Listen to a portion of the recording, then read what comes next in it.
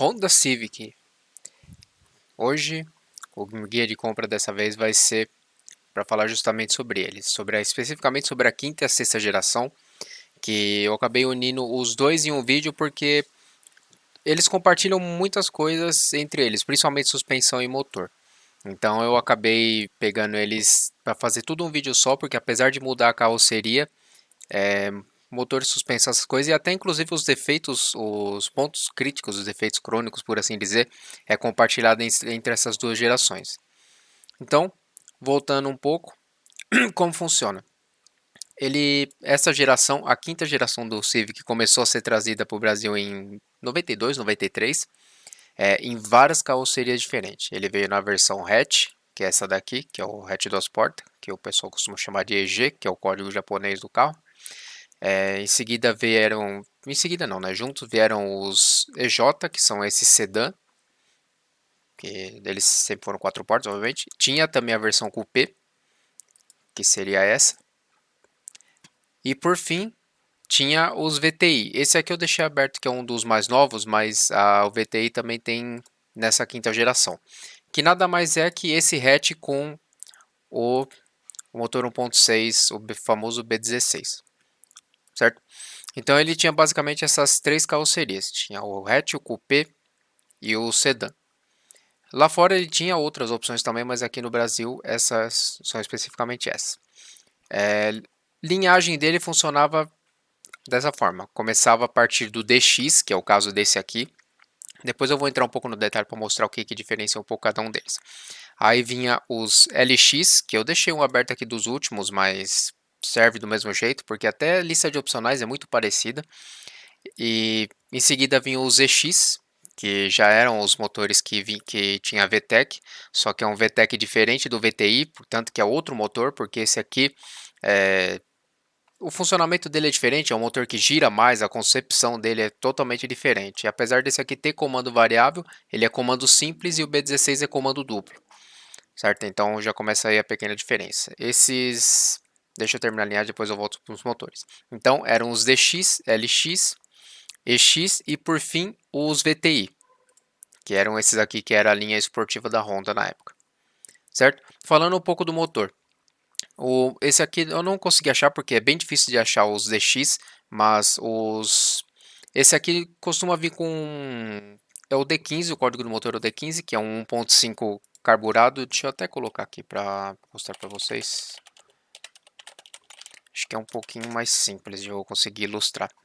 Ele é muito parecido fisicamente assim com os outros, mas a única diferença é que tem alguns que você vai encontrar que eles já são multiponto, por assim dizer, que tem quatro bicos, e tem alguns D15 que são monoponto, que eles vão ter um bico só, que é como se fosse quase um carburador eletrônico. Esse aqui não dá para saber qual que é, mas estou só ilustrando que eles eram 16 válvulas, mas você pode encontrar ele tanto com quatro bicos quanto com um bico só, certo? Aí ia para o EX, que a litragem mudava para 1.6. Esse aqui tinha em torno de, se eu me lembro bem, coisa de 100 cavalos ou um pouquinho menos, 95 cavalos. Os EX tinha 127, então já era um salto bem grande de potência. Torque desses aqui era 14.5, alguma coisa assim, não chegava a 15 kg de torque. Na verdade, me desculpa porque eu errei que eu pulei um antes, mas serve já que eu estou falando aqui do EX, que já é um passo antes do VTI, serve pela mesma forma. Então, os motor com VTEC, os EX, ele é 1.6, 16 válvulas, 127 cavalos. Antes dele vinha o LX, que é o mesmo 1.6, 16 válvulas de comando simples, multiponto, só que ele é um pouco mais fraco, são 106 cavalos e 14,2 kg de torque. Eu lembro que assim, em matéria de torque, o torque do LX pro EX é uma diferença de coisa de meio quilo de torque. É pouquíssima coisa de diferença. A potência sim, são 20, 22, 23 cavalos de torque a mais. Mas o torque não muda tanto. Então, recapitulando, começava nos DX, que era esse 1.5 que eu falei, que poderia ser carburado ou... Não era bem carburado, mas é um carburador eletrônico, multiponto ou monoponto. Vinha para o LX, que é o motor sem VTEC. Mesmo essa quinta geração, se você encontrar um LX, ele não tem VTEC. Ele é uma concepção mais simples, é 1.6, 16 válvulas, mas ele não tem VTEC. Ia para o EX, que ele continuava sendo 1.6, 16 válvulas, mas ele já tinha o comando variável, o VTEC. Esse aqui tá sem, mas se ele realmente é um EX é para ele ter escrito, porque normalmente na tampa de válvula vem escrito que é VTEC, mas não serve do mesmo jeito. E por fim tinha o VTI, que era comando duplo, também 1.6, só que é um motor completamente diferente. Mudava curso, diâmetro, toda a concepção do motor era totalmente diferente. Eu não vou me focar tanto nesse aqui, eu só deixei aqui a título de curiosidade para ilustrar a linhagem, certo? Então, além das carrocerias, na quinta geração eles vieram, nas que eu falei, hatch, sedã ou coupé, e na sexta, que é a partir de 96, que eu deixei aqui um dos últimos, que é os 99-2000, que é essa frente aqui e essa traseira, mas antes dele tinha o que seria esse aqui, que é mais fácil mostrar aqui. Calma aí, deixa eu achar.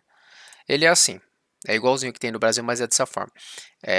Essa frente aqui durou de 96 a 98 e de 99 a 2000 ele recebeu um facelift, certo? Que mudou lanterna, mudou farol, por incrível que pareça mudou a frente é um pouquinho diferente desse aqui, os faróis desse aqui ele é um pouquinho mais pontudo, a grade ficou maior e mudou o para-choque também. Então, mas de resto, do paralama para trás até quase lá atrás do carro, ele é o mesmo carro. Portas, essas coisas são iguais, certo? Então, eu acabei não achando nenhum exemplar do pré-facelift, eu deixei só o pós, mas como eu falei, não muda nada.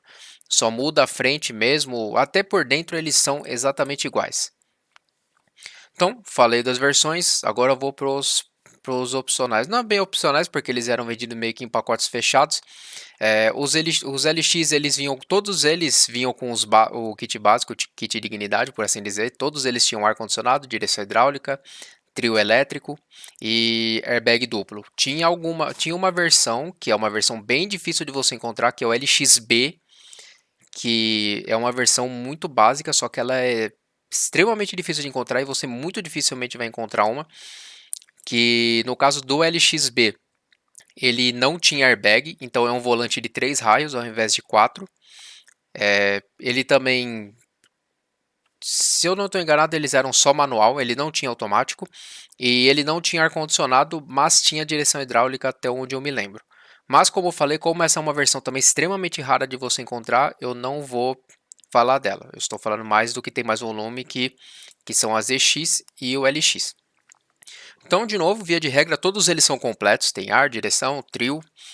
A diferença do LX para o EX é que, além do motor, que eu já falei, porque os EX é o que tem cabeçote VTEC, o EX também pode ter couro e também tem o piloto automático, que é esse aqui que está bem aqui no canto do volante.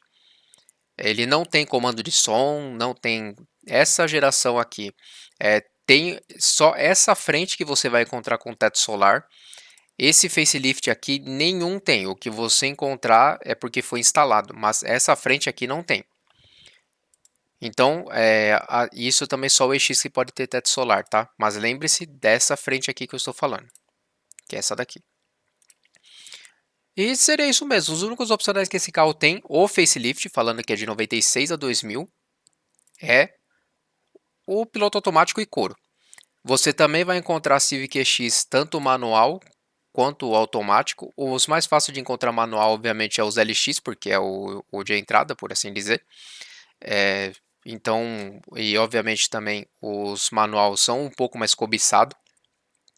Então, tem isso em mente que às vezes você vai ter que pagar um pouco mais caro para ter o manual.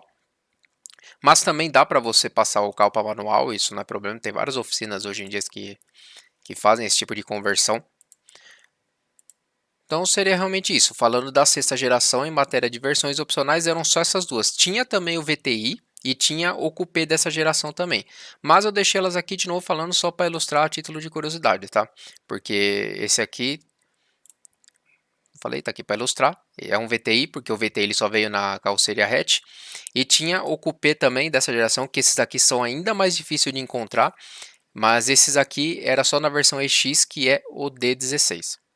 certo? Esse aqui, o Coupé dessa geração, ele nunca veio com o VTEC, com o B16, desculpa. Ele sempre veio com o D16. Beleza? Então, esse aqui foi o resumo da sexta geração. Da quinta geração, não muda muito o que eu falei, porque os DX, ele não tem contagiro, via de regra. Também não tem ar-condicionado, apesar desse aqui ter até airbag, que é um pouco estranho, né, pra você ver nessa época.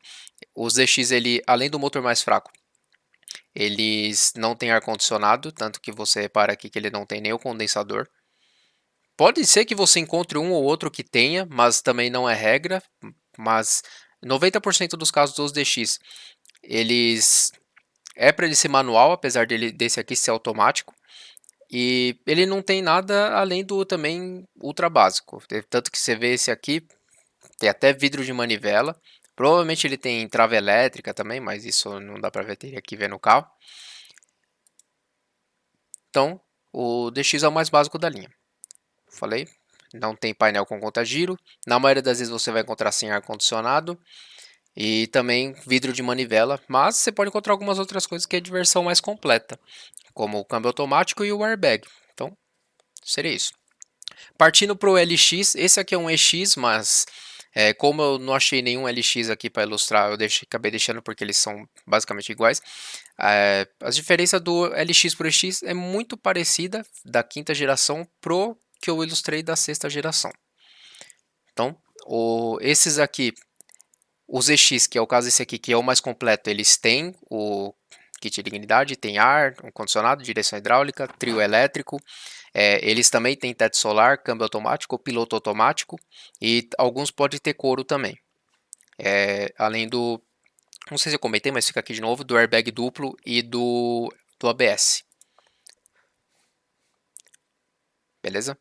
Então, na grande maioria dos casos, é bastante comum você encontrar até os EX. Dessa geração é até um pouco difícil você encontrar LX, por incrível que pareça. A única diferença é que os LX, comparado ao EX, ele perde o piloto automático, o teto solar, e a grande maioria deles é só banco de veludo. Esse aqui é um veludo, não é banco de pano.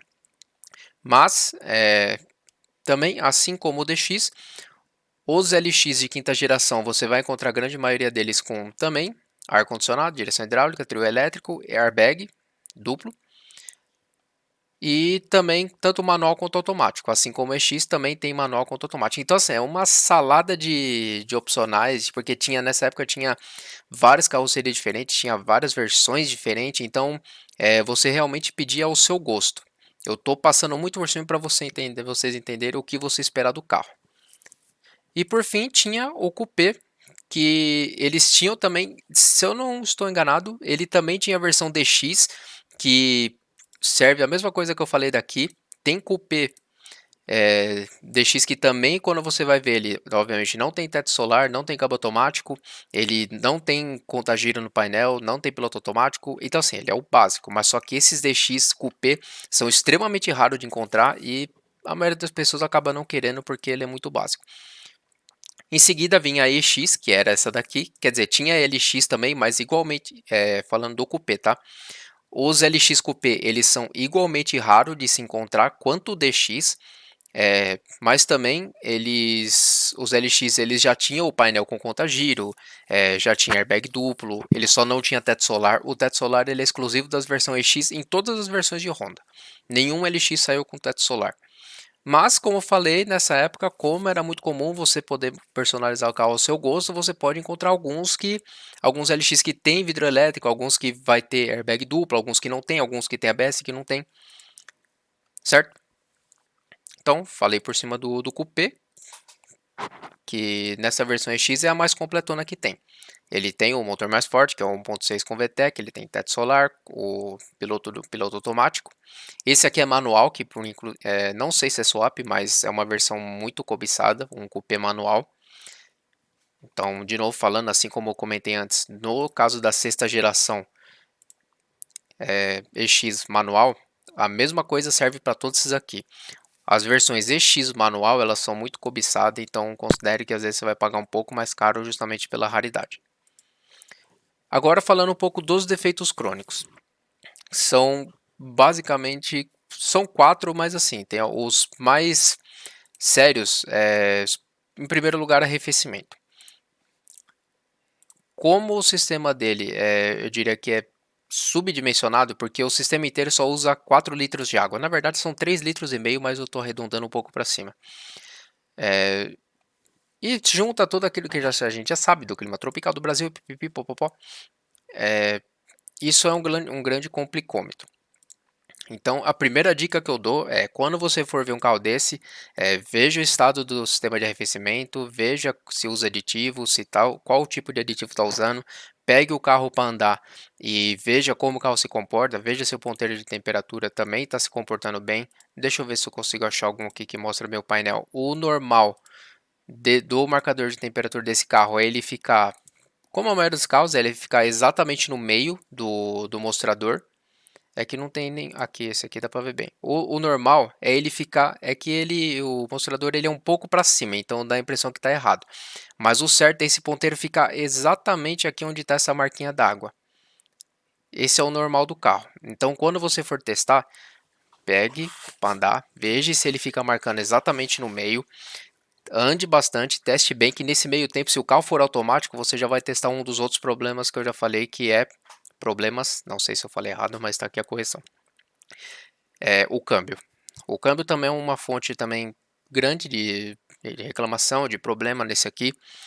Não diria que é exatamente crônico, porque eu diria que o câmbio automático desse carro ele é bem robusto, ele é bem construído, mas por conta da idade do carro e de todos os cuidados, ou falta de cuidado que esse carro teve ao longo dos anos, também seria bom você testar isso, porque ele, quando é automático, ele tem um radiador de óleo que fica dentro o radiador de óleo do câmbio fica dentro do radiador.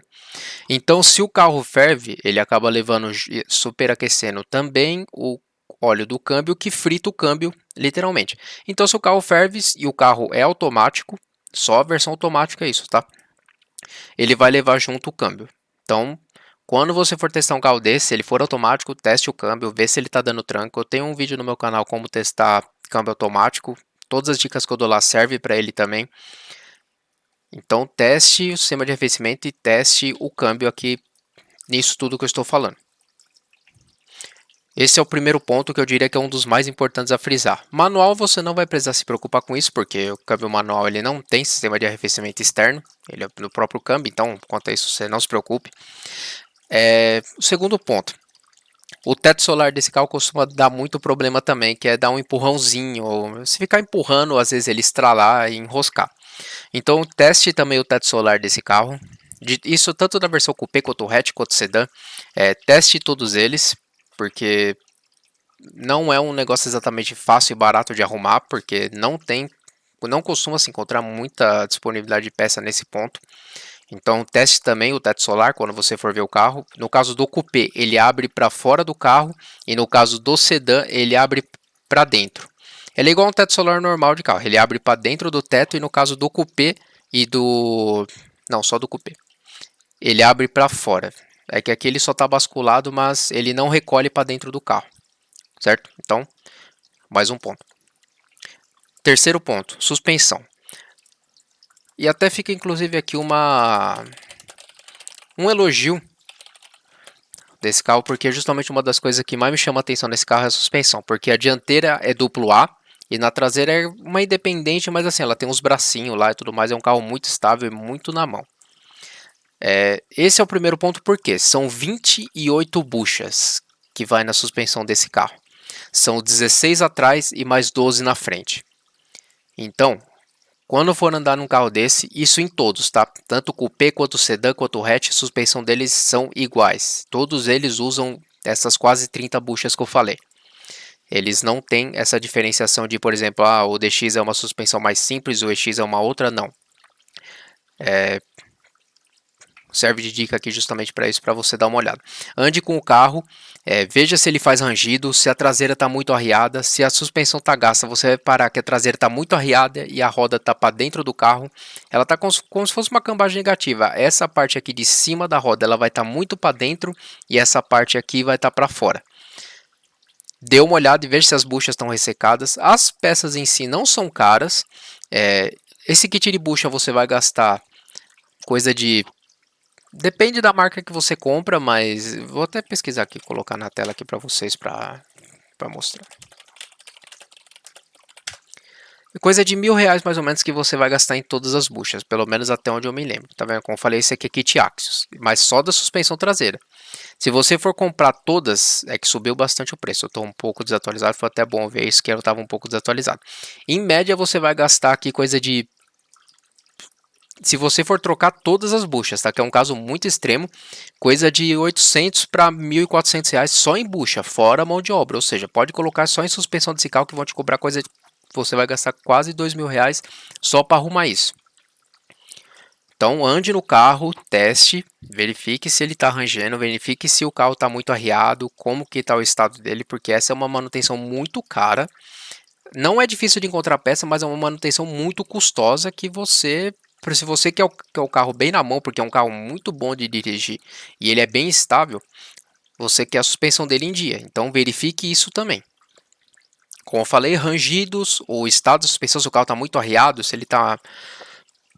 As rodas estão muito para dentro, então verifique isso também.